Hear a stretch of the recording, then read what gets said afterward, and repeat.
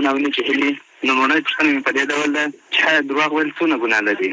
یعنې یو څوک یو چا ته یو شی راوړي هغه سم وي او دی ورته وایي دا خراب دی، دا څونه ګناه لري؟ او غیبت کول څونه ګناه لري؟ دروغ د اسلام د نظره ډېر یو شنی او بد کار دی. د رسول الله صلی الله علیه وسلم د ویناو نه دا ثابته ده چې دروغګوی به یعنی د دې دروغ به دا انسان ته لارښوونه کوي جهنم طرف ته، او دا د منافق خاصیت دی.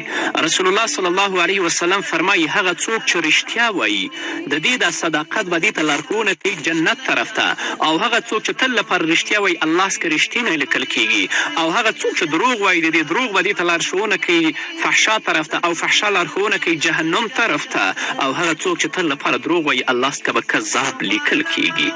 او رسول الله فرمایي هغه څوک چې دروغ وایي یعنی دروغ یې په رښتیا باندې غالبه وي نو د هغه رښتیا هم څه شی دي؟ دروغ دي. نو غیبت هم د دروغو غوندې کبیره ګناه ده. الله رب العزت دې زموږ مسلمانان ورونه او خویندې د دې نه وساتي.